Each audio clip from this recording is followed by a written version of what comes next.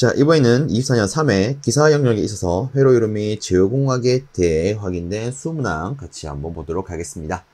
자, 첫 번째 문제입니다. 그림과 같이 삼상평행의 순정 부하이타가 단상 전력계를 연결을 했을 때 전력계가 W와트를 지시를 했답니다. 이 삼상 부하에서 소모하는 전체 전력은? 하고 물었습니다.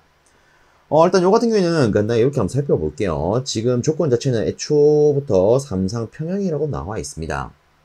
그럼 우리가 익히 알기로 이런 단상 전력계의 지시값을 가지고 삼상 전체 전력을 계산하려면 이놈에 대한 지시값이 두 개가 있어야 됩니다.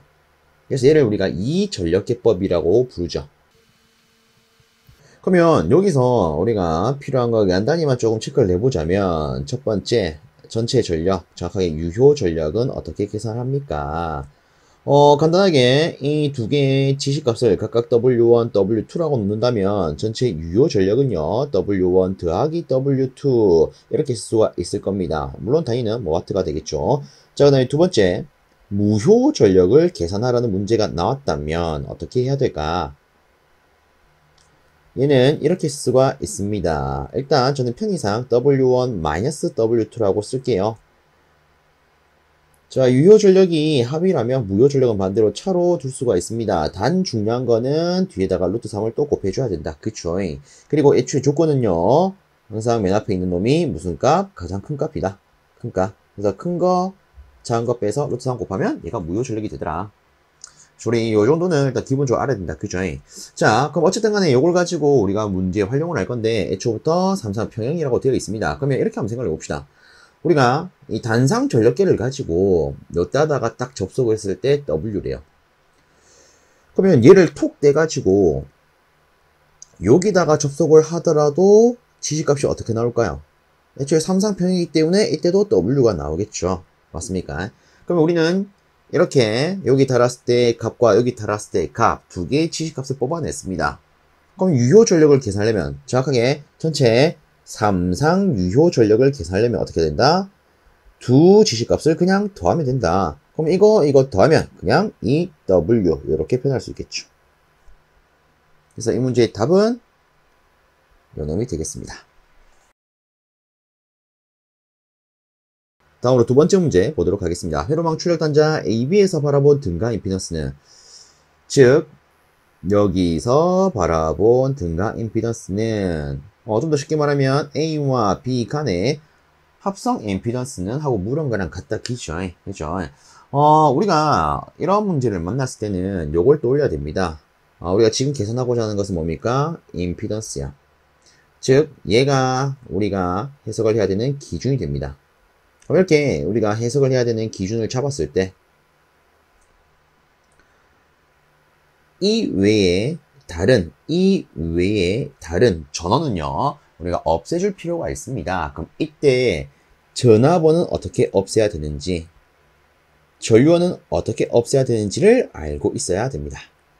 자, 전압원 같은 경우에는 어떻게 해야 됩니까? 쉽게 생각을 해보세요. 걸리는 전압을 없애고 싶어요. 그러면 우리가 익히 다루는 걸 떠올려 보자면, 어떤 회로를 단락을 시키면 그 부분의 전압은 없어지겠구나. 그죠? 그래서 이 친구는 단락.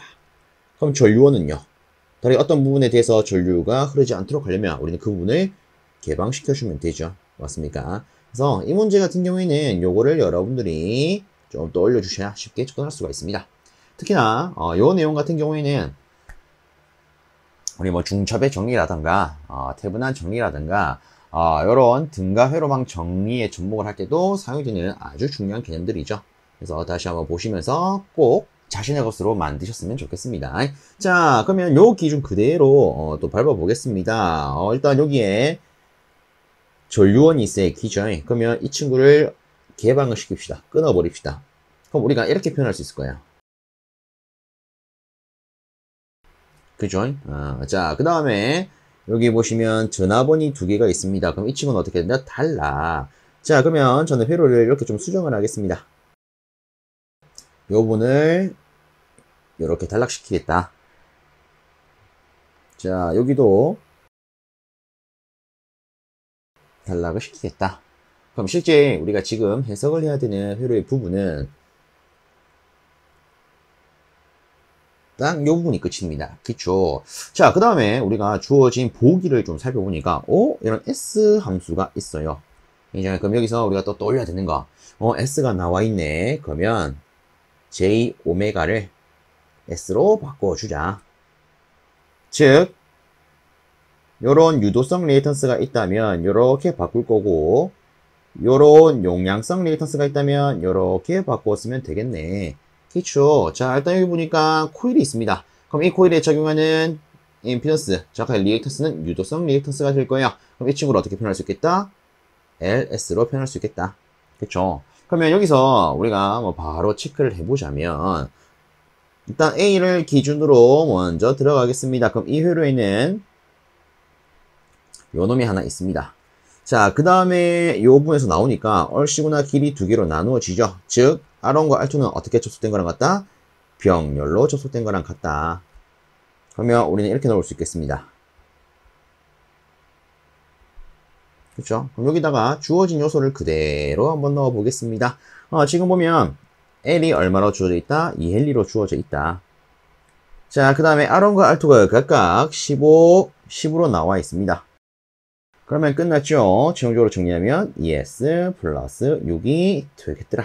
그래서 이 문제의 답은 2번이 되겠습니다. 그래서 요거는 요 개념이 중요하게 적용을 하더라. 자, 이렇게 체크해봤고요. 다음 문제 살펴보도록 하겠습니다.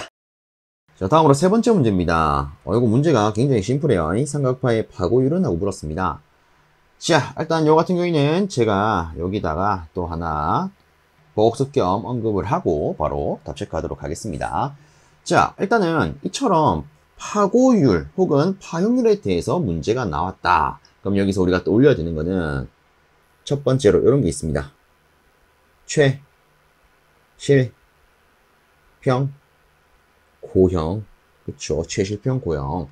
실적으로 이 정형파를 기준으로 말한다면 이 정형파는요, 최대값이 이런 그대로 최대로 나오는 값, 가장 큰 값이 되고요. 그 다음으로 큰 값이 실호값. 그 다음이 평균값이 됩니다. 그래서 우리가 크기 순서대로 놓으면 최실평이 되죠. 그래서 그 크기 순서 그대로 놓고 봤을 때 최실평 고형이라는 관계가 나오더라. 그러면 여기 있는 고는 뭡니까? 파고율력. 아래쪽은 파형률이 됩니다. 그래서 우리가 간단하게 최실평 고형 해놓고 예를 들어 지금 문제처럼 파고율을 필요로 한다. 그럼 어떻게 하면 됩니까?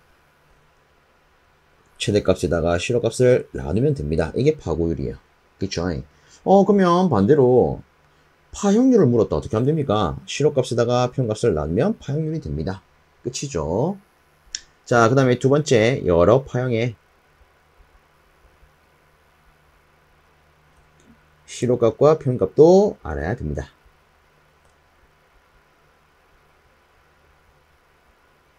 자, 일단은 저는 각 파의 기준부터 조금 쓰도록 하겠습니다. 우선적으로 정연파. 그래, 이와 똑같은 데이터를 갖는 게 정연 전파가 있죠.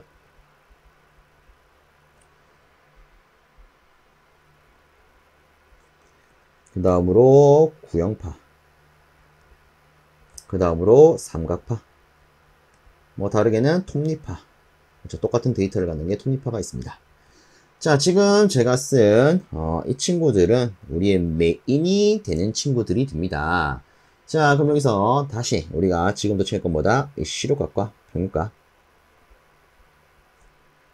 물론 다들 이제 각자의 나름의 방법대로 요걸 다 챙기셨을 겁니다. 그래서 복습 차원에서 간단하게 편한 마음으로 살펴봐 주십시오. 자, 우선에 이 겁나게 중요한 정연파에 있어 실호값은 어떻게 표현됩니까? 저는요, 일단 기준을 전류로 잡겠습니다. 전류로 잡을게요. 그럼 이때 전류의 최대값을 IM으로 가정을 합시다.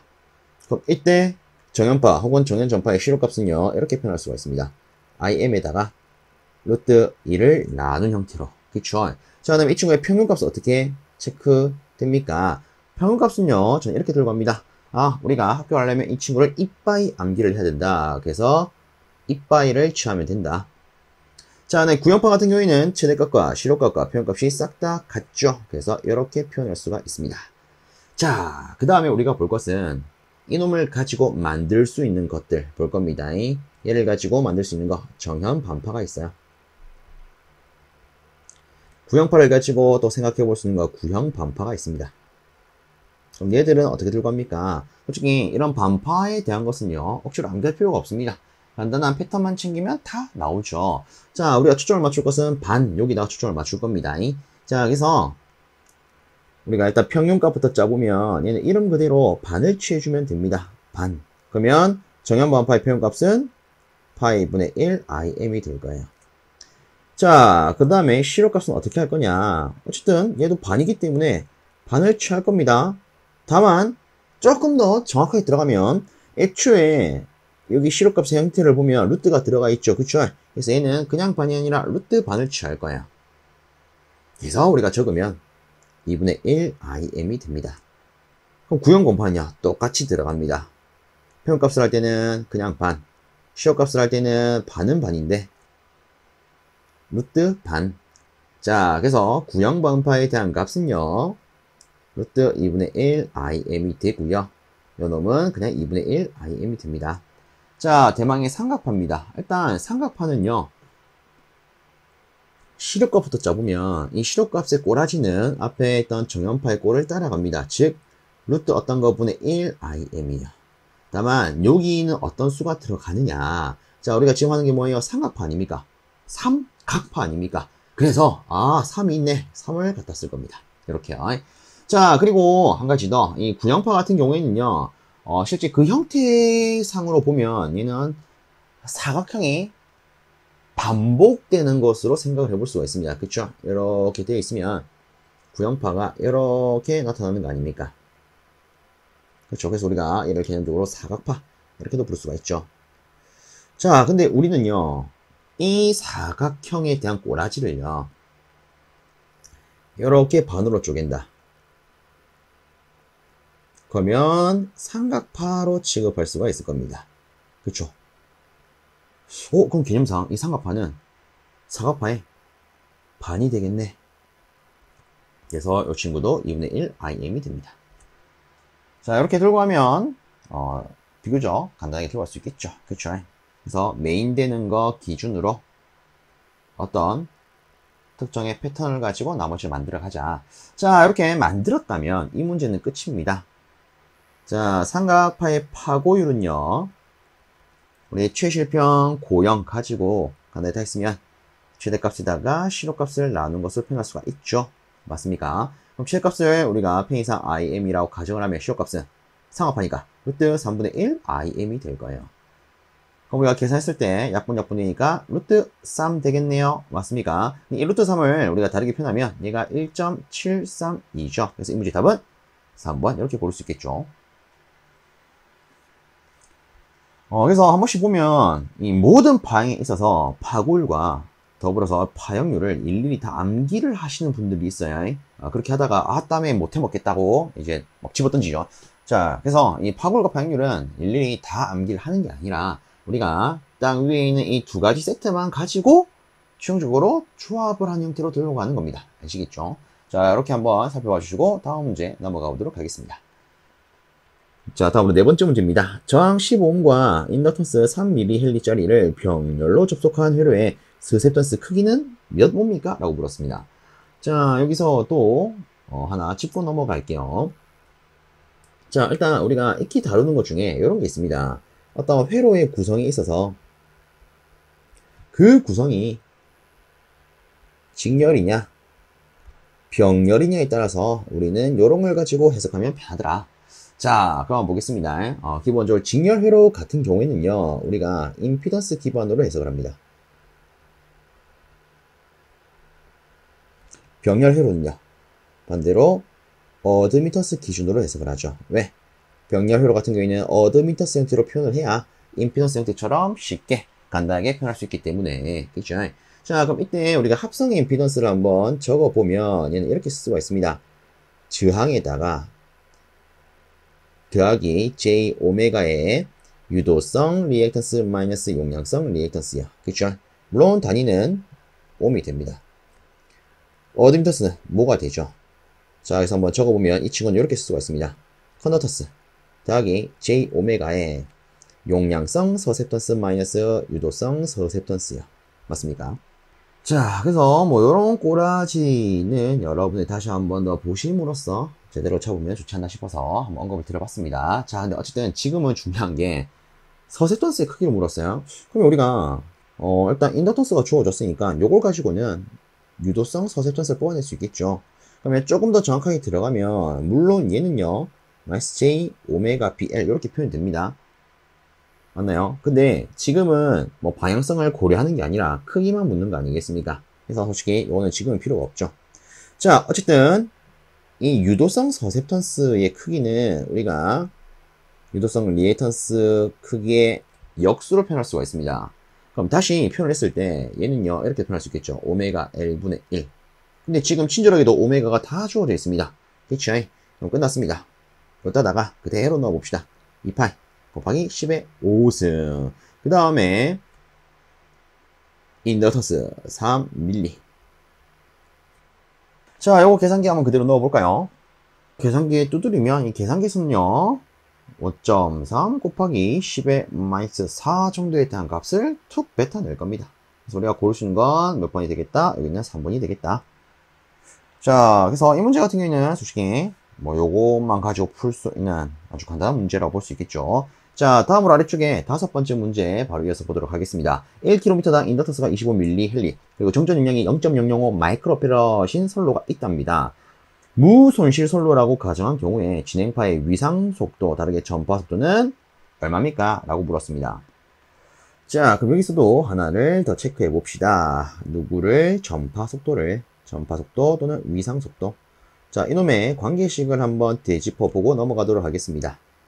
자, 일단 단위 미터 퍼 세컨가 되고요. 그러니까 전파 속도였을 때 떠올릴 수 있는 첫 번째 관계식은 람다 F가 있습니다. 이때 람다는 뭡니까? 파장이죠. F는 주파수가 됩니다. 그래서 보통 시험 문제에서 파장에 대해서 무엇을 구하라고 한다. 그러면 대부분 요걸 가지고 풀 수가 있죠. 자, 그 다음으로 우리가 또 떠올릴 수 있는 건 또 이런 게 있습니다. 위상정수분의 각 주파수. 그쵸? 자, 그 다음으로 특히나 많이 쓰는 것 중에 하나가 루트 LC분의 1이 있고요. 그 다음에 루트 뮤 입실론분의 1도 있죠. 그쵸? 그래서 이런 거 복차원에서 한번 떠올려 주시길 바랍니다. 자, 그럼 어쨌든 지금은요 인덕턴스와 정전 용량이 나와 있어요. 그쵸? 그러면 이에 대한 관계식 우리는 요 꼬라지를 그대로 갖고 왔으면 됩니다. 자, 그러면 바로 넣어 봅시다. 일단 계산기에다가 루트 딱 누른 다음에 25mH. 자, 그 다음에 구분하기서 색깔을 좀 다르게 하겠습니다. 0.005 마이크로 이렇게 넣으면 게임 끝나죠.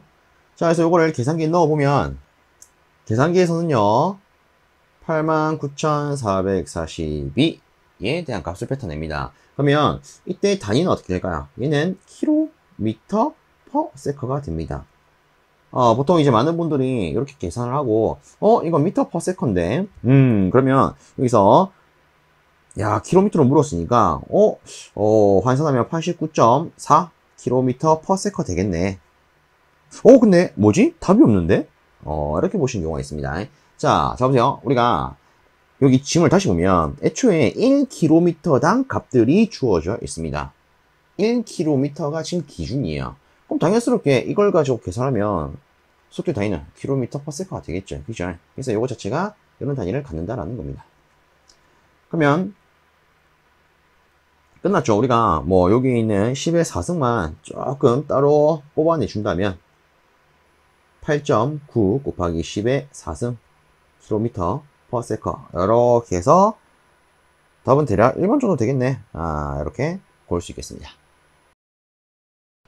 다음으로 6번째 문제 보도록 하겠습니다. 대칭 오상회로의 승간전압과 상전압의 위상차가 물었습니다. 근데 문제는 얘가 대칭 오상회로긴 한데 무슨 결선인지 언급이 없습니다. 이거 어떻게 해야 될까? 자, 일단 여기서 이놈에 대해서 몇 가지 안내사항을 언급을 하고 바로 이에 대한 문제를 조지도록 하겠습니다. 자, 우리가 제일 먼저 떠올릴 것은요.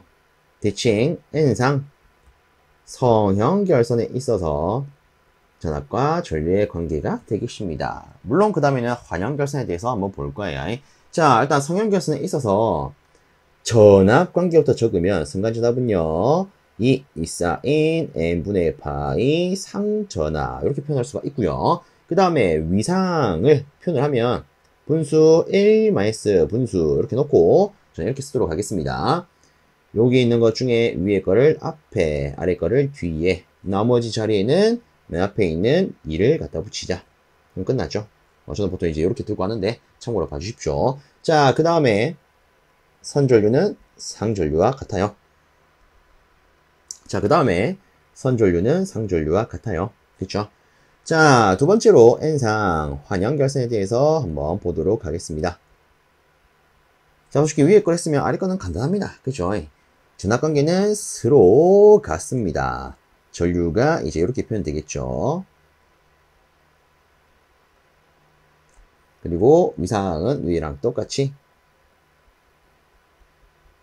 이렇게 되는데 얘는 마이너스가 붙더라. 그죠? 자, 그럼 이렇게 놓고요. 우리 비교를 좀 하겠습니다. 만약에 우리가 이 문제를 성형결선으로 해석을 한다면 위상차는 요걸 토대로, 환영결선으로 본다면 위상차가 둘이 똑같구나 이렇게 볼 수가 있을 거예요. 그죠? 근데 이 문제에 주어진 보기를 잘 보면 자, 요놈 기준으로는 해석할 수 없도록 되어 있습니다. 왜? 우리가 환영결선으로 해석하면 위상차는 0도지 않겠습니까? 근데 보기에 0이 있다 없다? 없어요. 그래서 혹시나 여러분들이 시험 치러 갔을 때 이런 문제를 만났고, 그리고 지금 여러분들이 저와 함께 보는 것처럼 이놈에 대한 결선의 언급이 없다. 야, 이거 문제가 뭔가 잘못된 것 같은데 뭐지 못 푸는데? 이렇게 생각하지 마시고 전체적으로 한번 보십시오. 전체로 보면 이 문제는 결국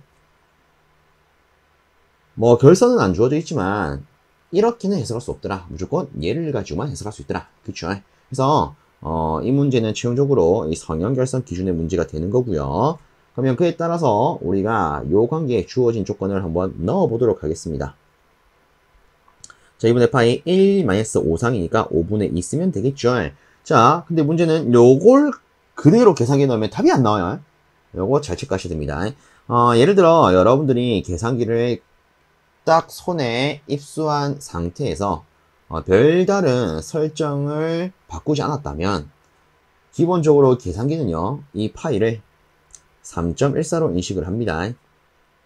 그렇기 때문에 이걸 그대로 넣으면 이 값이 안 나올 거예요. 그래서 우리가 계산기를 활용해서 정확하게 풀려면 지금은 우리가 뭘 구하는 거예요? 위상차, 즉 각도 구하는 거 아닙니까? 맞습니까? 그럼 각도로 표현할 때는 이 파이가 몇 도가 되죠? 180도. 그래서 파이 대신에 180으로 넣어야 온전한 결과가 나옵니다. 아시겠죠? 그래서 이거를 그대로 계산을 하시면 아마 계산기에서는 54도라는 값이 탁 나올 거예요. 답은 3번. 자, 그래서 이렇게 마무리하고요. 아래쪽에 있는 7번 문제 보도록 하겠습니다. 자, 보면 다음에 전압과 전류에 대한 무효 전력은 어떻게 됩니까? 라고 물었습니다. 뭔가 문제가 굉장히 간단합니다. 그죠? 자, 일단 뭐 간단히만 체크하도록 하겠습니다. 우리가 무효 전력을 계산하려면 어떻게 해야 됩니까? 주어진 교류 전압의 크기와 전류를 곱한 다음에 뒤에는 사인 둘의 위상차를 취해주면 됩니다. 그쵸? 자, 그럼 보겠습니다. 일단 보면 전류와 전압, 자, 일단 보면 전압과 전류 모두 순식값으로 주어졌습니다. 그러면 이때 이 값은 전압의 최대값, 이때 이 값은 전류의 최대값이 될 거예요. 맞습니까? 근데 우리한테 필요한 것은 전압과 전류의 크기입니다. 다르게 말하면 시로값이 필요해요. 그럼 끝났죠?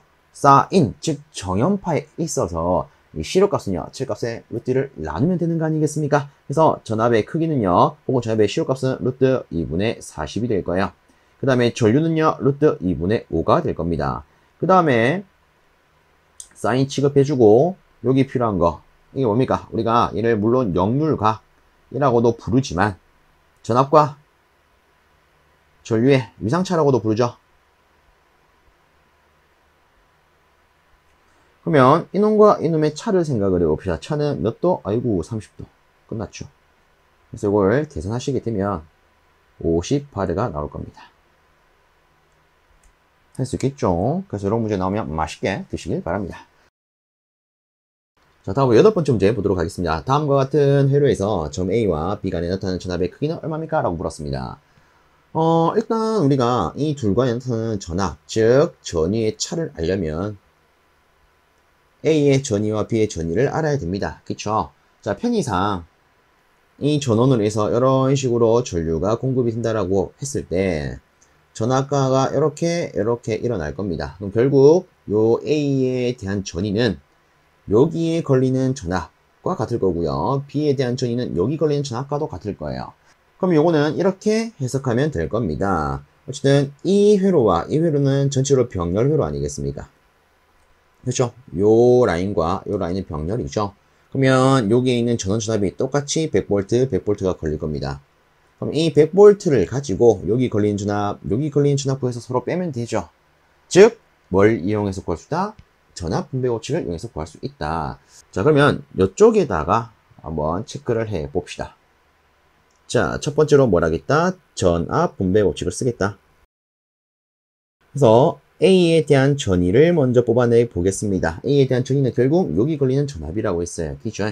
그러면 저는 이렇게 쓸게요.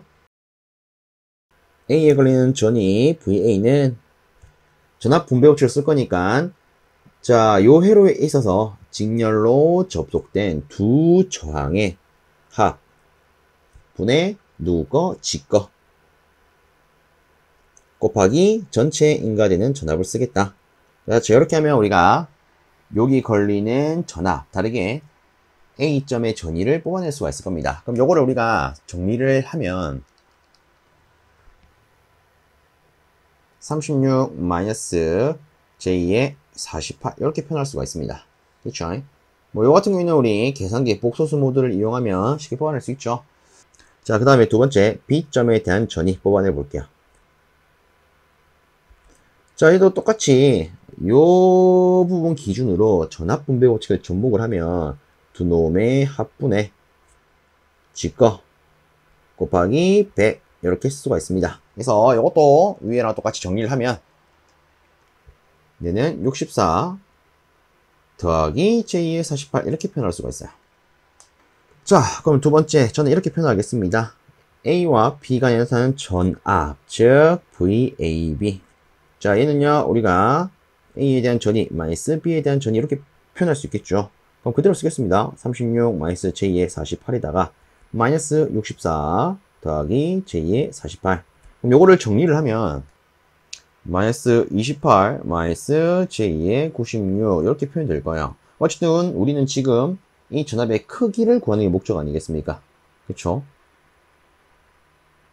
이렇게 되겠죠. 루트 실수 제곱 더하기 허수 제곱. 그러면 크기는 100V가 나오겠다.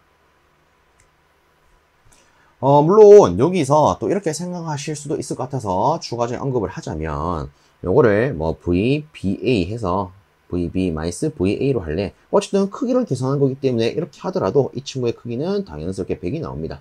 아시겠죠? 자, 그리고 한 가지 더. 저는요, 요 그림을 기준으로 여기에 나타난 전압을 계산해서 전위차를 계산을 했습니다. 근데 또 이렇게 생각할 수 있겠죠. 나는 니놈과 다르게 하고 싶은데.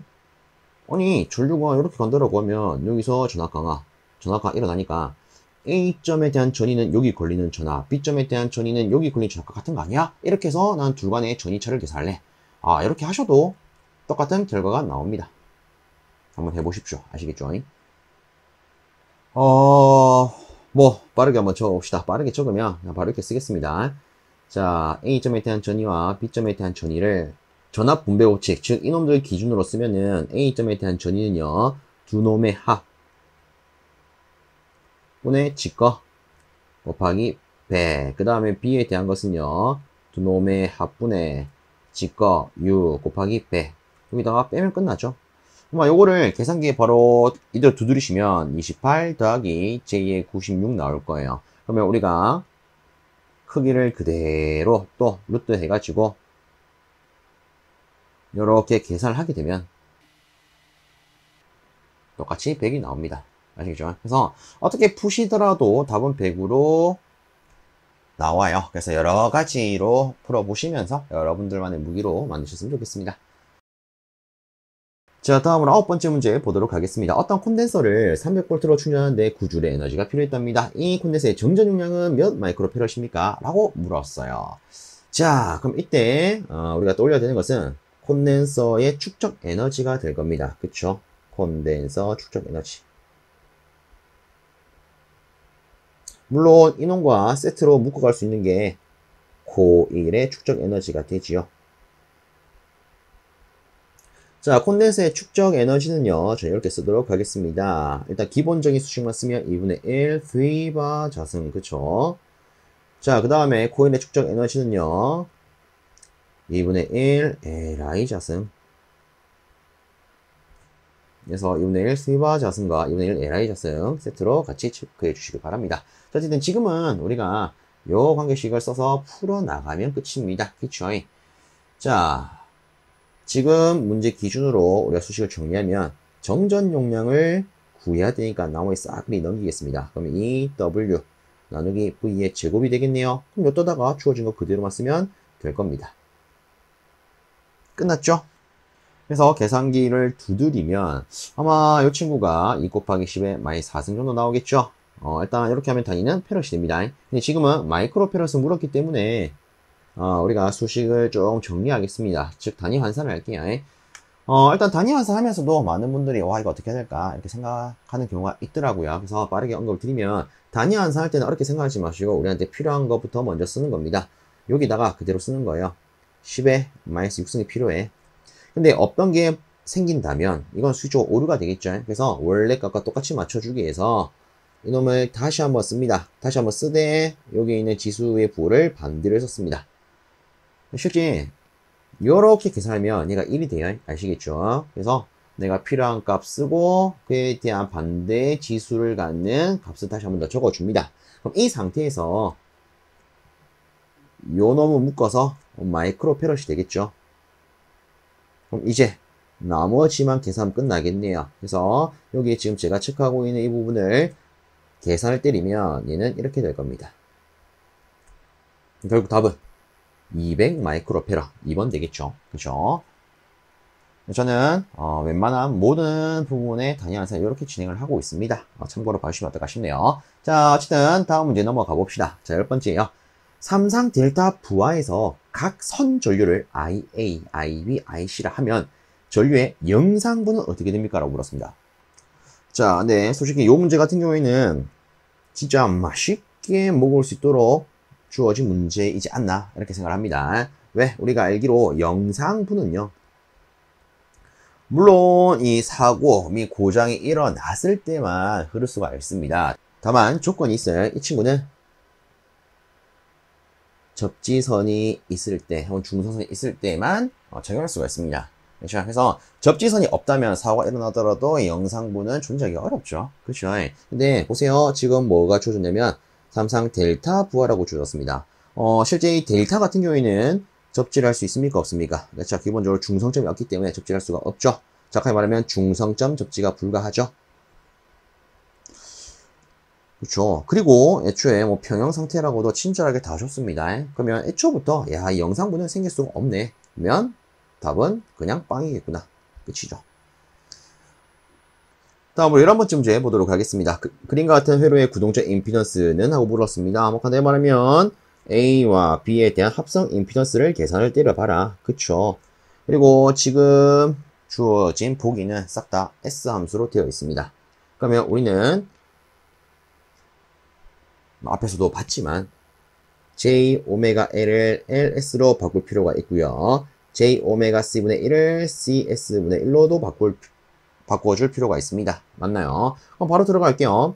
자, 여기 보시면 인덕터스, 이헬리 인덕터스가 주어져 있습니다. 그럼 실제 우리가 이놈에 대해서 리액터스를 짜면 J 오메가 E 이렇게 표현할 수 있겠죠. 근데 이걸 어떻게 표현하겠다? 그냥 ES로 표현하겠다. 자, 요놈도 일단 마찬가지 개념으로 한번 체크를 해보면 자, 얘는요 J 오메가 C분의 1이기 때문에 여기다가 2분의 1을 넣어서 표현할 수 있는데 1을 뭘로 바꿀 수 있다? S로 바꿀 수 있더라. 그러면 이제 이 친구는 S분의 2로 표현이 될 겁니다. 자, 이렇게 바꿔놓고 우리는 그냥 이놈에 대해서 합성점만 계산하면 끝이에요. 맞습니까? 자, 그러면 처음에 이렇게 한번 잡아볼게요. 일단 요 부분, 요 회로에 있어서 합성 임피던스는 우리가 요거 두 개를 더한 거 이렇게 쓸 수가 있겠다. 그죠? 그러면 뭐 끝난 것 같아요. 왜? 여기 있는 회로와 실제 요 회로는 어떻게 촉된 겁니까? 전체적으로 병렬. 맞습니까? 그러면 요것과 요거를 우리가 병렬 합성만 해주면 되겠네요. 자, 그래서 구동점 임피던스 ZAB는 이렇게 표현할 수 있어요. 두 놈의 하 분의 두 놈의 곱녀. 자, 근데 우리가 이 전체 꼬라지를 봤을 때 전체 분수에다가 또 분수가 있기 때문에 뭔가 조금 보기가 껄끄러워요. 그래서 여기 있는 최종 분모를 없애주기 위해서 위아래 S를 똑같이 곱하도록 하겠습니다.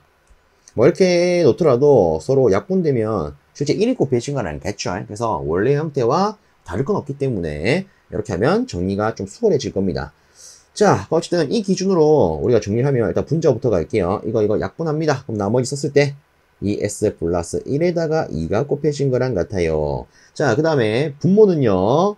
요거를 뭐 이런 식으로 분배를 때리겠습니다. 그러면 우리가 이렇게 적을 수 있겠죠. 2S제곱 더하기 S 더하기 2야. 그쵸? 자, 이렇게 놨을 때 여기에 있는 보기와 같은 게 하나 보이네요. 몇 번? 1번이요. 그쵸? 여기 있죠. 4번 이렇게 고를 수 있겠습니다.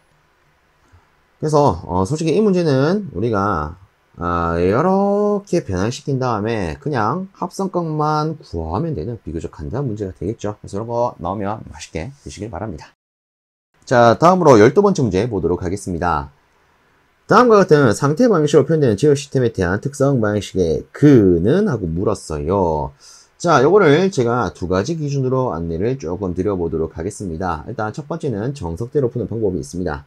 일단 이런 식으로 상태 방정식이 주어졌을 때 특성 방정식은요, 우리가 이런 식으로 쓸 수가 있죠. 맞나요? 자, 그러면 여기다가 그대로 한번 넣어 볼게요. 우선적으로 이 친구는 이렇게 쓸 수가 있습니다. 자, 그 다음에 뒤에 A 행렬, 즉 상태 행렬이 필요합니다. 우리가 익히 알고 있는 상태 행렬은 요거 아니겠습니까? 기준. 그래서 그대로 또 적어보면 요렇게 될 거예요. 자, 그 다음에 다시 한 번 더 정리를 합니다. 다시 한 번 더 정리를 하면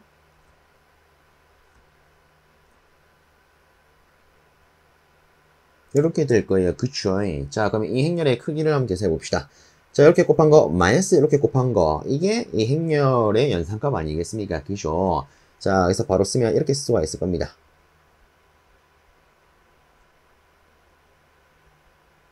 수식을 정리하면 S의 제곱 더하기 3S 더하기 2는 0. 그래서 이거를 인수분해를 한다라고 치면은 S 플러스 1, S 플러스 2 이렇게 할 수가 있겠죠. 그래서 특성근은 마이너스 1과 마이너스 2가 되더라. 답은 2번 되겠습니다. 근데 물론 이렇게도 볼 수 있습니다. 제가 매 영상마다 거의 하는 말이긴 한데 이 친구 와 나 인수분해 하는 거 겁나게 어려운데 이거 어떻게 합니까? 괜찮아요. 이거 어렵다고 해서 포기하실 필요 없습니다. 우리는 시험장에 이 계산기라고 하는 핵무기를 하나 들고 간다 기죠. 요 기능 적극 활용하시면 돼요. 자, 그래서 요 기능은요, 여기다가 언급을 조금 드려보겠습니다. 자, 우리가 그 인수분해를 계산한다. 인수분해를 한다. 인수분해 하지 말고 바로 들어갑시다. 어떤 값에 대한 특성근을 계산하고 싶다. 특히나 뭐 제어공학 가면은 우리가 뭐 특성근 구해야 되는 거 이런 문제처럼 특성근 구해야 되는 거 꽤나 있다 이죠. 그러면 이때 활용할 수 있는 기능은요, 이런 게 있습니다. 여러분들 계산기. 일단은 제가 기본적으로 계산기는 FX 570 ES 플러스 시리즈를 기반으로 언급을 드립니다. 참고해 주십시오. 그래서 이 기종을 쓰고 계신다면, 혹은 FX 570 ES 시리즈를 쓰신다면, 그 다음 모드 값을 바꾸어 줍니다. 모드 버튼 누르시면 화면상에서 1번부터 8번까지 여러가지 용어가 뜰 거예요. 그럼 이때 우리가 쓸 것은요, 5번 EQM 모드입니다. 자, 여기까지 누르셨다면 이 계산기 화면상에 다시 숫자가 4개가 떠 있을 거예요. 1, 2, 3, 4 이렇게요. 자, 요 중에서 3번을 봅니다. 3번이 이렇게 되어 있을 겁니다. 그쵸? 요게 우리가 쓰는 근의 공식. 다르게 지금 하고 있는 특성근을 계산하는 문제가 됩니다. 그래서 근의 공식을 풀어야 될 때, 특성근을 풀어야 될 때는 요 모드를 쓰시면 굉장히 편해요. 그럼 다시 우리가 이 3번까지 눌렀다라고 치면은 여러분들 계산기 상에서는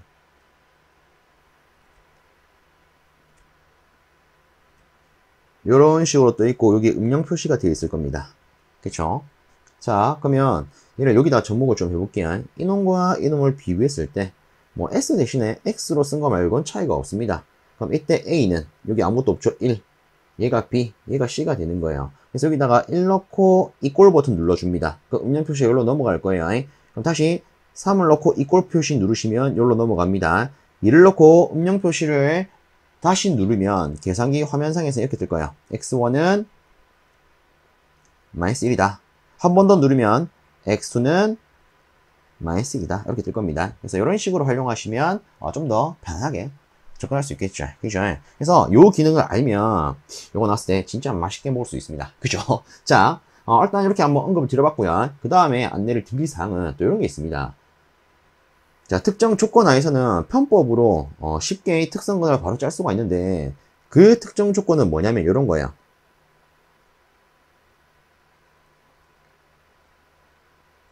이렇게 상태행렬, 지금 여기 있는 상태행렬이 이런 꼴로 나와 있을 때, 즉 첫 번째 행이 0과 1로 시작을 할 때, 즉 0, 1 순서로 시작을 할 때, 이때는요 특성근을 막바로 이렇게 쓸 수가 있습니다. 즉 이놈의 위치 바꾸고 부호 바꾸면 바로 짜지더라. 지금 이런 거죠. 지금 지문에 주어진 걸 보면 -2, -3이죠. 그럼 요걸 토대로 얘가 첫 번째 행이 0과 1이네. 그러면 이때 특성 방식은 막바로 S제곱 두 개의 자리를 바꾸고 부호를 바꾸면 이렇게 되겠구나. 바로 짤 수 있습니다. 그죠? 그럼 여기서 똑같이 우리가 이 기능을 굴리면 특성근 값 바로 뽑아낼 수 있겠죠. 그러면 한 가지만 더 예를 들어 볼게요. 자, 예를 들어서 상태 행렬이 이렇게 주어졌습니다. 0, 1, 그 다음에 -5, -6. 그럼 이때 특성근을 계산을 하래요. 얘가 0과 1로 시작을 하네. 그럼 이때 특성 방식은 바로 어떻게 된다? 이렇게 된다. 그렇죠? 그리고 이 기능을 쓰면은 특성근 값이 두 개가 톡톡 나올 겁니다. 할 수 있겠죠, 여러분? 근데 만약에 얘가 0, 1이 아니라 뭐 1, 2 이런 식으로 다르게 적혀 있다면 그때는 정의식 쓰셔야 됩니다. 요거요. 아시겠죠? 자, 이 문제는 이 정도로 마무리하겠습니다. 다음으로 13번째 문제 보도록 하겠습니다. 그림의 회로에서 t는 0일 때 스위치 S를 닫은 후에 1초일 때 이 회로에 흐르는 전류는 얼마입니까? 라고 물었습니다. 이처럼 스위치를 닫고 이런 시간 기준으로 준다면 얘는 그냥 과도현상 문제죠. 그렇죠? 자, 그럼 볼게요. 최대한 간단히 또 이렇게 한번 짚어보도록 하겠습니다. 이처럼 스위치를 닫는 기준, 즉 ON을 기준으로 할 때 일단 제일 먼저 알아야 되는 것은 이런 게 있죠. L은 어떻게 될까? 초기 상태일 때와 지용 상태일 때. 자, L은 초기 상태일 때는 개방으로 적용을 합니다. 근데 최종은 단락으로 적용을 하죠. 혹시나 C가 나왔다면 C는 반대예요. 맞습니까? 자, 혹시나 C 기준으로 나왔다면 이때는 어떻게 된다? 초기에서는 단락, 최종에서는 개방. 그쵸? 자, 그 다음에 우리가 생각을 해야 되는 것은 어쨌든 전류의 일반해, 요놈의 꼬라지를 생각을 해야 됩니다. 이 일반해는요, 우리가 간단히 이렇게 쓰고 있죠. 초기값 마이너스 최종값 exponential ST승 플러스 최종값. 그래서 간단하게 말하면 이때를 과도 상태의 값, 과도해가 될 거고요. 이때는 정상 상태의 값, 정상해가 됩니다. 그래서 이 두 개를 합한 게 일반해죠. 그래서 저는요 일단 이 초기값부터 한번 뽑아내 볼게요. 초기값. 자, 일단은 우리가 초기 상태에서는 L이 어떻게 된다? 개방이 됩니다. 얘가 끊어져 있어요. 그럼 우리가 스위치를 닫더라도 초기에는 전류가 흐를 수가 없겠네. 0이다. 이렇게 볼 수 있겠죠. 끝. 자, 그 다음에 최종값 보겠습니다. 자, 스위치를 닫고 치용적인 기준하에서는 얘가 어떻게 된다? 단락이 됩니다. 여기 단락이 돼요. 그러면 결국 이 회로에 흐르는 전류의 최종값은요. 이렇게 쓸 수 있겠죠. 이건 단락이니까 볼 필요 없죠. 그러면 이 회로에 전압이 20이 있고 저항이 5가 있으니까 이때는 4A가 흐르겠구나. 그래서 얘는 4가 될 거야. 그러면 우리한테 필요한 일반해는 일단 여기다가 0, 4, 4 넣으면 일단 첫 번째 단계로는 이렇게 될 겁니다. 얘는 필요 없으니까 마이너스 4 exponential st승 플러스 4요. 물론 우리가 4로 묶어낸다면 1 마이너스 exponential st승이 될 겁니다. 그럼 여기서 s, 즉 특성근값 필요하겠죠. 자, RL 회로에서의 특성근은 우리가 어떻게 표현할 수 있습니까? 마이너스 L분의 R로 표현할 수 있다. 그죠? 그러면 여기다가 일단 주어진 거 바로 써볼게요. L이 얼마로 주어져 있다? 5헨리. R도 5. 아이고, 그럼 얘는 마이너스 1이네. 그럼 여기다가 우리는 그냥 이렇게 쓰면 되겠네요. S가 마이너스 1이니까 마이너스 T. 이렇게. 그럼 얘가 뭐다? 우리가 E에 대한 값을 구하기 위해서 필요한 일반해가 된다. 어쨌든 최종적으로는 1초일 때 기준의 값을 구해야 되니까 t에다 1 넣으면 끝날 겁니다. 그래서 여기다가 1 한번 넣어봅시다. 그럼 이렇게 되겠죠. 자, 그래서 이거를 계산기에 그대로 갖다 넣으면 답은 2.52가 되어서 1번이 될 겁니다. 자, 여기서 참고로 하나 더 안내를 드릴게요. 지금 저희가 올려놓은 문제에서는 얘가 1초로 되어 있습니다. 근데 이번 시험에 1초가 아니라 3초 기준으로도 나왔대요. 실제 여기다가 3을 넣는다면 이렇게 쓸 수가 있겠죠. 그래서 계산하면 얘가 3.8 이렇게 나옵니다. 어떨 때? t가 3초일 때. 그래서 시험에서 이렇게도 조건이 나왔다고 하니까 참고해 주시면 좋지 않을까 싶네요. 자, 다음으로 14번째. 상태천 행렬의 성질로 옳지 않은 것은? 하고 물었습니다. 자, 일단은 이 상태천 행렬에 있어서 우리가 눈여겨볼 만한 것들 뭐가 있을까 한번 살펴보도록 하겠습니다. 자, 일단 첫 번째. 상태천 행렬은 무엇을 나타내는 행렬입니까? 얘는요, 실제 이 시스템에서 과도 응답을 나타내는 행렬이더라. 자, 근데 여기가 좀 오타네. 그쵸? 상태천 행렬. 자, 그래서 요거 잘 체크해 주십시오. 보통 우리가 생각을 해볼 수 있는 이 상태천 행렬에 대한 관도 문제 중에 이런 게 있습니다. 상태천 행렬의 성질을 옳지 않은 것을 놓고 보기 중에 하나에 상태천 행렬은 정상 상태 응답을 나타낸다. 이런 거야. 아마 요런 문제를 여러분들이 좀 주로 보셨을 거야. 그렇죠? 그래서 얘는 정확하게 과도응답을 나타낸다는 거 체크를 좀 해줍니다. 자, 그 다음에 두 번째. 이 상태천 행렬은 어떤 수식으로 정의할 수 있습니까? 일단 첫 번째, 행렬의 형태로 나타낼 때는 우리가 이렇게 쓸 수가 있습니다.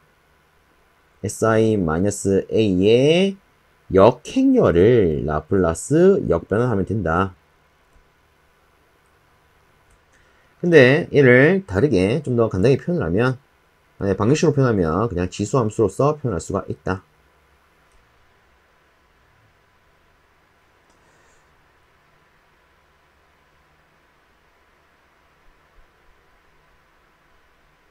근데 얘를 다르게 좀 더 간단히 표현하면 얘는 지수함수의 꼬라지로 표현할 수 있다. 그래서 이 상태천 행렬은요, 지수함수의 성질을 갖는다라고 볼 수가 있습니다. 이에 따라서 이런 내용이 나오죠. 우선에 첫 번째로 요거부터 보겠습니다. 예를 들어 이 t에다가 0을 넣으면 어떻게 될까? 그러면 여기 0을 넣어 보십시오. exponential 0승이 될 거야. 그럼 얘는 1이죠. 이게 무슨 의미냐면 상태천 행렬의 크기가 1이네? 이런 의미가 됩니다. 실질적으로 그 크기를 1로 표현되는 행렬을 우리가 뭐라 부르냐면 단위 행렬이라 불러요. 그래서 이 단위 행렬을 우리가 이렇게 표현할 수가 있죠. 그래서 이 놈이 뭐다? 단위 행렬입니다. 예를 들어 2차 행렬이라면 이렇게 표현할 수 있겠죠. 자, 그 다음에 두 번째. 이 상태천 행렬을 전체적으로 k승을 하면 어떻게 될까?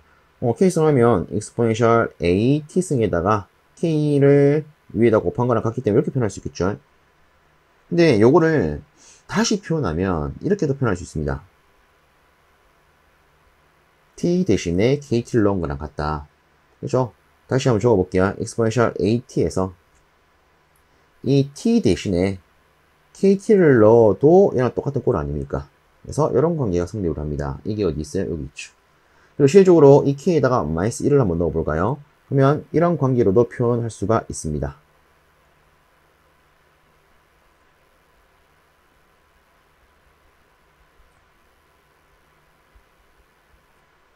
그렇죠?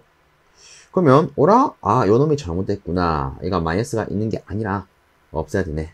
그렇죠? 그래서 틀린 것은 2번이 되겠습니다. 자, 그 다음에 세 번째 요 놈도 한번 볼까요? 자, 일단 파이의 t2-t1부터 한번 적어보면 얘는 exponential a t 대신에 t2-t1을 넣은 거랑 같습니다. 그럼 얘는 이렇게 표현할 수 있겠죠.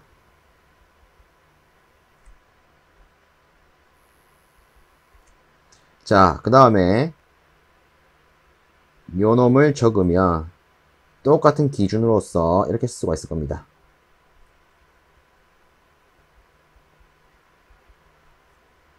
그러면 요거를 곱한다? 그럼 이렇게 쓸 수가 있겠죠.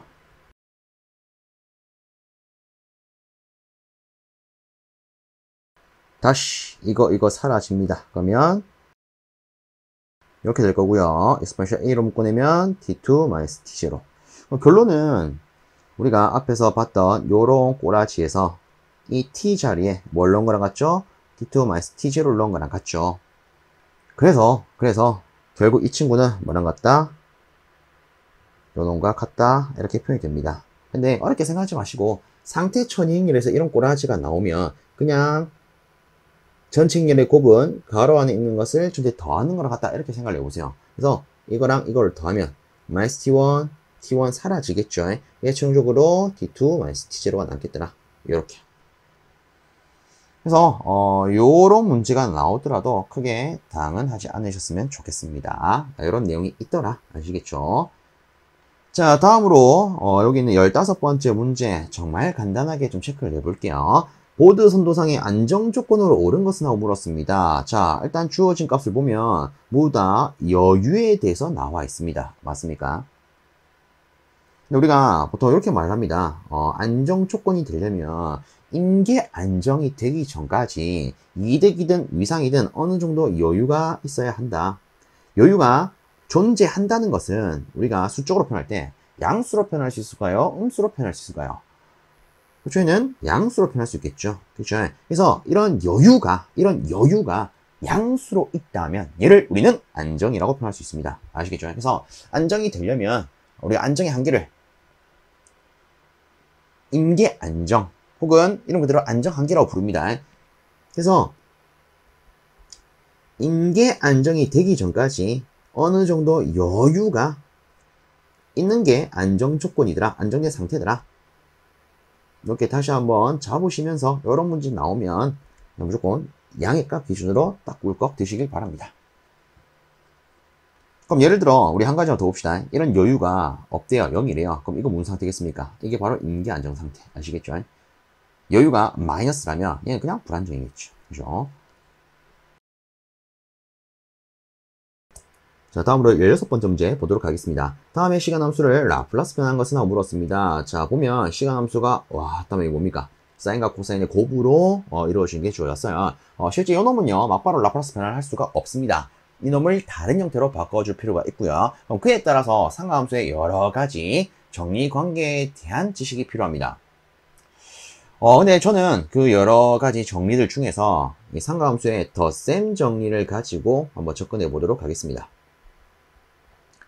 자, 참고로 봐주시면 어떨까 싶어요. 자, 일단 제가 안내를 드릴 것은 그 두 가지입니다. 하나는 sin x 플러스 y에 대한 거, 하나는 코사인 x 플러스 y에 대한 거. 자, 일단 sin x 플러스 y는 어떻게 바꿀 수가 있느냐? 이 친구는요, sin x, 코사인 y 더하기 코사인 x, sin y 이렇게 바꿀 수가 있습니다. 그와 달리 이 코사인 같은 경우에는 이렇게 쓸 수가 있어요. 코사인 x, 코사인 y 플러스 사인 x, 사인 y. 자, 지금 제가 사용할 것은 이 친구입니다. 자, 여기 보시면 사인과 코사인 안에 t가 들어가 있습니다. 저는 이렇게 적어 볼게요. x와 y를 t로 바꾸겠습니다. 그러면 얘들은 이렇게 표현될 거예요. sin 2t는 sin t 코사인 t 플러스 코사인 t 사인 t가 되겠죠. 솔직히 뭐 뒤에 요 놈은 앞뒤로 자리 바꿔도 관계없다. 그죠? 그럼 다시 이 우변은요. 이 사인 t 코사인 t가 될 겁니다. 아, 그러면 여기에 주어져 있는 저 시간함수는요. 이렇게 표현할 수도 있겠네요. 얘를 넘겨준다면 2분의 1 사인 2t야. 그쵸? 자, 그럼 이 경우에 얘를 라플라스 변한다. 그럼 이때 필요한 개념이 이런 게 있죠. 사인 오메가 t를 라플라스 변하면 어떻게 바꿀 수 있습니까? s제곱 더하기 오메가 제곱 분의 오메가. 그쵸? 요 개념이 필요하죠. 혹시나 여기에 분자가 어떤 게 들어가야 되는지 헷갈린다면 이 분모까지만 쓰고, 즉 이렇게 분모까지만 써놓고 여기다가 사인이니까 s를 한번 살포시 그려보십시오. 제일 먼저 누굴 만나죠? 오메가를 제일 먼저 만나죠. 그래서 제일 먼저 만나는 게 위로 간다. 예를 들어 코사인 오메가 t가 있다면 얘는 이렇게 쓸 수가 있겠죠. s제곱 더하기 오메가 제곱. 코사인이니까 c를 한번 살포시 그려볼까? 오, s를 먼저 만나네. 위에는 s가 들어가 있구나. 이런 식으로. 자, 어쨌든 간에 이 개념을 활용을 해서 이 친구 라플라스 변화시키겠습니다. 그러면 이렇게 표현할 수 있겠죠. 앞에 있는 상수 2분의 1 그대로 쓰고 뒤에 sin 2t는요. 지금 요 놈이 오메가 자리에 들어가면 되는 거 아니겠습니까? 그래서 s제곱 더하기 2의 제곱 해놓고 자, 분자에 뭘 쓰면 될까? 아, s를 한번 그려볼까? 하니까 2를 만난다. 그죠? 2 넣으면 되겠네요. 그러면 얘가 약분 되겠죠? 그래서 최종적으로 s제곱 더하기 2의 제곱이니까 4분의 1 이렇게 되겠더라. 그래서 이 문제의 답은 요거. 특히나 뭐 요 같은 경우에는 관련도에 몇 번이고 나왔던 문제이긴 합니다. 그래서 뭐 sin t, 코사인 t 하면 막바로 뭐 s제곱 더하기 4분의 1 이렇게 들어가셔도 되지만 뭐 이렇게 덧셈 정리 하나를 챙겼다면 이렇게도 들어갈 수 있겠더라. 그래서 솔직히 뭐 참고로 봐도 되지 않나. 자, 다음으로 아래쪽에 17번째 문제 보도록 하겠습니다. 제어량의 종류에 따른 분류가 아닌 거 이렇게 물었어요. 자, 그럼 이것도 그래도 우리가 눈으로 빠르게 한 번이라도 보면 더 좋을 수 있겠죠. 그래서 이렇게 한번 정리해 볼게요. 우리가 이 자동 제어기의 분류에 대한 내용을 떠올려 보면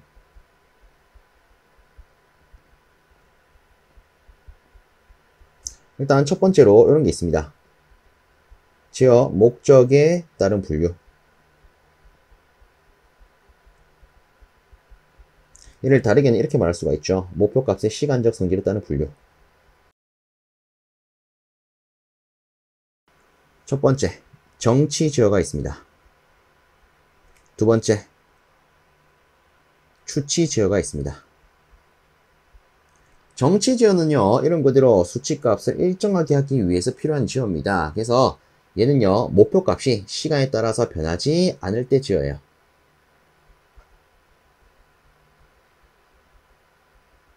자, 근데 추치 제어는 다릅니다. 수치값을 추적해 나갈 때, 즉 수치값을 따라가야 할 때 필요한 제어를 추치 제어라 말하죠. 그래서 이 친구는 시간에 따라서 변화를 요합니다.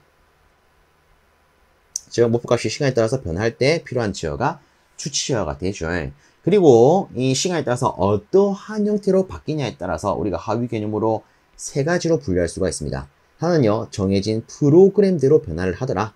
그래서 얘를 이름 그대로 프로그램 제어라 부릅니다. 근데 이처럼 정해진 대로 변하는 게 아니라 완벽히 임의로 시간에 대해서 변하는 경우가 있습니다. 이때 필요한 제어를 우리가 주종 제어 혹은 여러분들이 익히 알고 있는 서버 제어 이렇게 분류를 하죠. 자, 그 다음에 시간에 따라서 특정 비율에 대해서 제어가 필요하다. 얘를 비율 제어라 부릅니다. 끝. 자, 그 다음에 두 번째 제어량 종류에 따른 분류.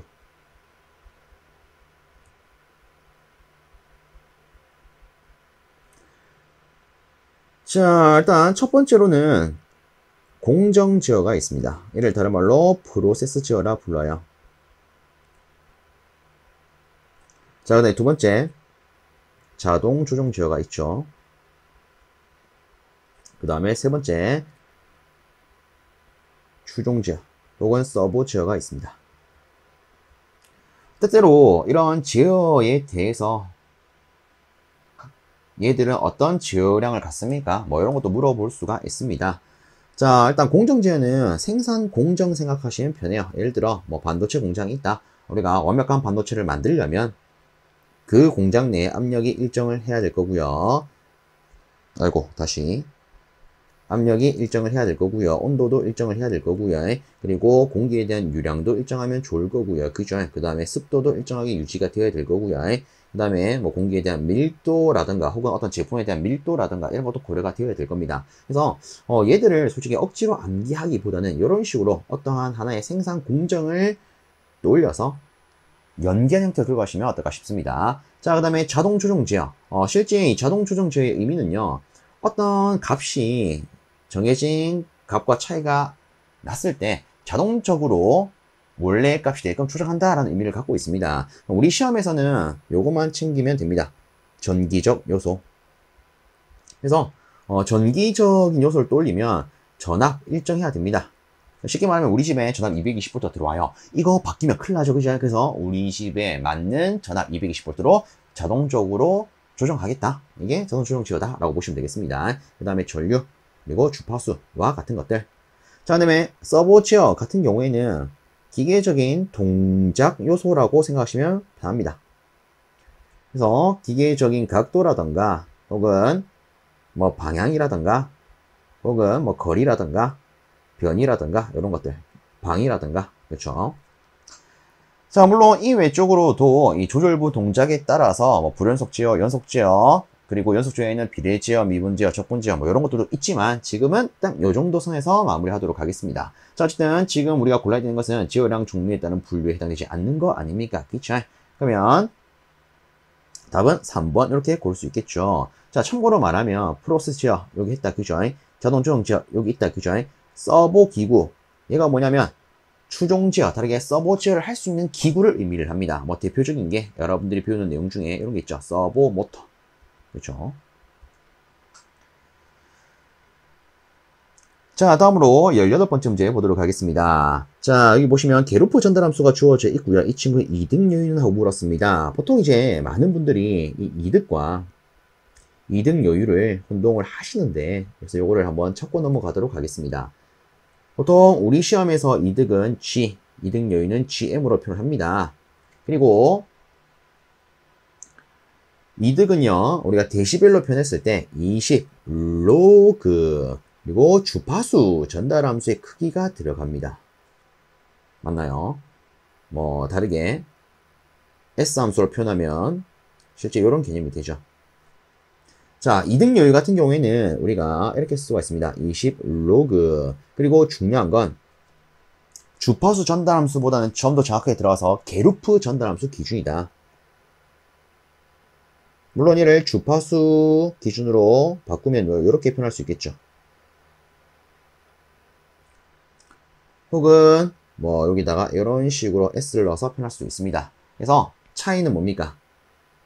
요 자리에다가 어쨌든 어떤 함수의 크기가 들어가는 건 똑같아요. 다만 이득은요, 주파수 전달함수의 크기가 들어가는 거고, 이득 요인은요, 게루프 전달함수의 역수에 대한 크기가 들어가는 겁니다. 아시겠죠? 그래서 이런 차이가 있더라. 그리고 이 이득 요인은 우리가 계산할 때 전제 조건이 S 또는 오메가가 어떻다? 0이다. 요게 있죠. 그래서 요거는 확실하게 여러분들 구분을 하셔야 됩니다. 솔직히 이거 구분만 조금 할 수 있다면 시험장에 갔을 때 이런 거 나온다. 왔다 맛있네 이러면서 꿀꺽 삼킬 수가 있습니다. 아시겠죠? 자, 그럼 한번 해볼게요. 이득 요율을 물었으니까 요 아래쪽에다가 이렇게 한번 해봅시다. 자, 20 로그. 자, 여기다가 게루프 전달함수의 역수를 넣을 거예요. 자, 근데 애초에 우리가 전제 조건은 S가 0이라고 했습니다. 그럼 간단히 여기다가 0을 먼저 넣어보세요. 0 넣으면 전체 게루프 전달함수는 3분의 3이 되네요. 그래서 1이 될 겁니다. 그쵸? 그러니까 게루프 전달함수 아닙니까? 그러면 이놈의 역수 이렇게 넣어볼까요? 그럼 실제 요거를 여러분들 계산기에 두드리면 이거 얼마 나오냐? 0이 나와요. 그래서 답은 0dB 끝. 그래서 요거 다시 한번 체크하시면서 여러분들만의 무기로 만드셨으면 좋겠습니다.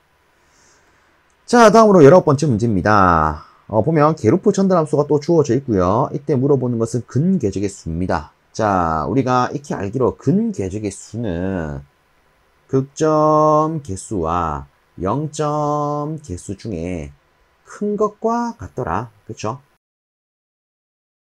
혹은 이와 똑같은 말로 특성 방정식의 차수와도 그 개수가 같더라. 그러면 자, 바로 보겠습니다. 지금 보면 0점은 몇 개? 마이너스 1, 한 개가 보여요. 그쵸? 극점은요. 요거 잘 보셔야 됩니다. 제곱이 있죠? 그럼 얘는 뭡니까? 중근이죠? 0이 몇 개 있다? 2개 있다. 그쵸? 왜? S가 두 번 곱한 거랑 같으니까. 맞습니까?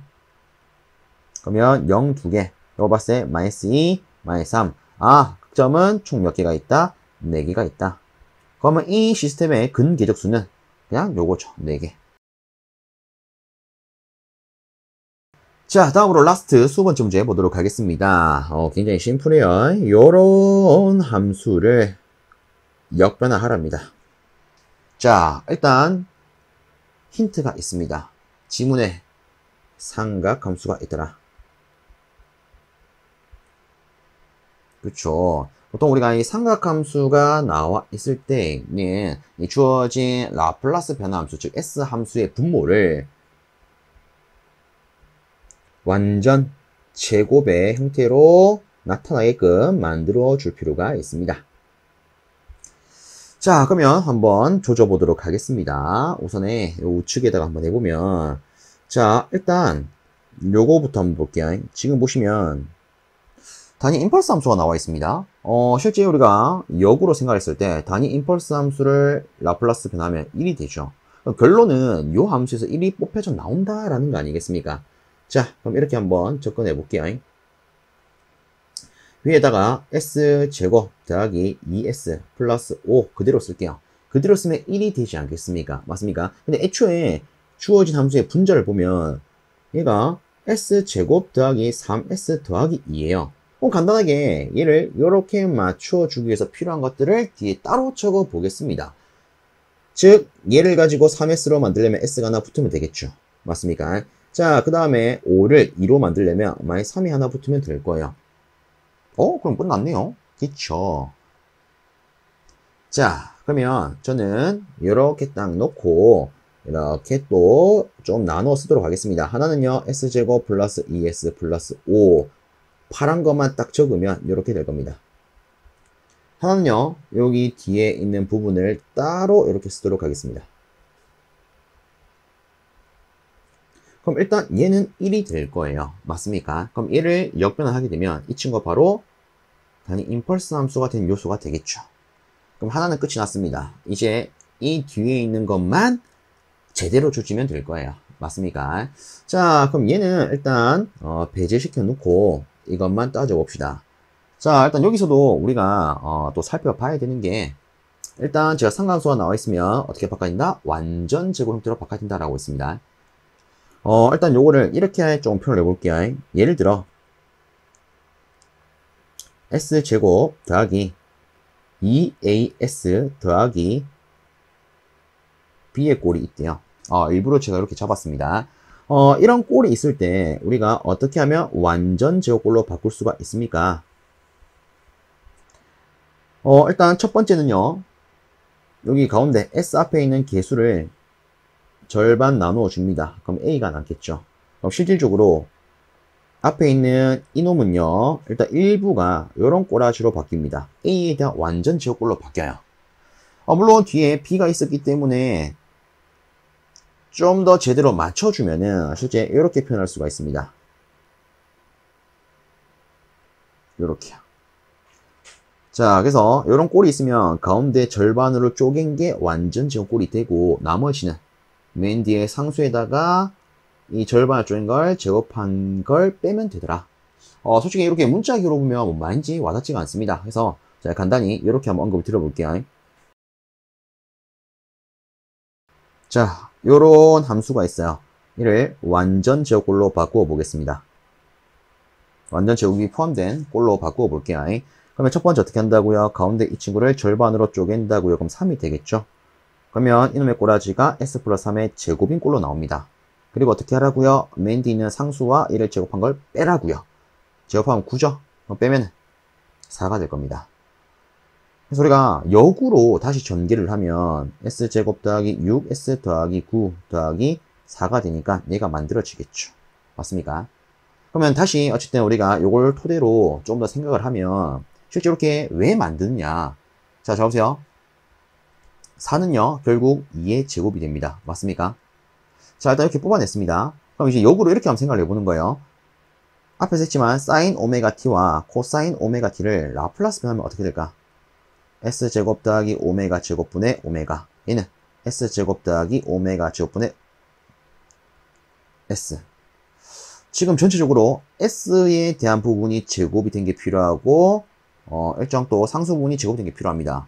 s에 대한 부분이 제곱이 된 거랑 상수 부분이 제곱된 거, 요런 꼴 때문에 완전 제곱 꼬라지가 포함된 이름대로 바꿔야 되는구나, 이렇게 확인할 수 있겠죠.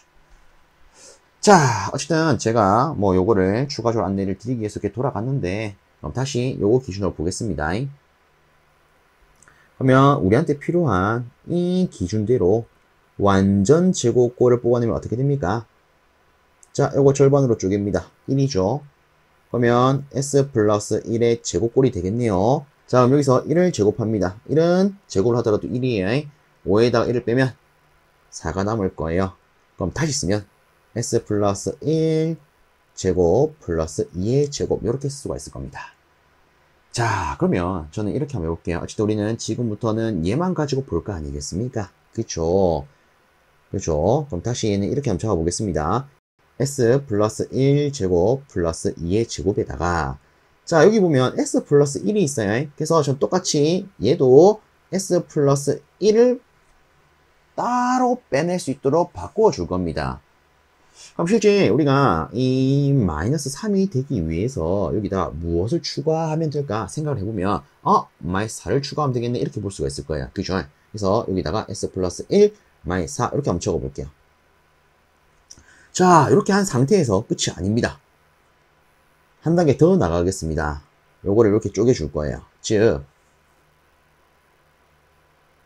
s 더하기 1 제곱 플러스 2의 제곱 분의 s 플러스 1 하나랑, 자, 그 다음에 여기 있는 뒤에 거 구분하기 위해서 파란 거로 쓰겠습니다. 뭐 부호가 마이너스가 있으니까 마이너스 적어주고 s 플러스 1 제곱 플러스 2의 제곱 분의 4, 이렇게요. 그렇죠? 자, 얘를 이렇게 바꾸었습니다. 그럼 특히나 여기서 요거를 2 곱하기 2로 한번 바꾸어 볼게요.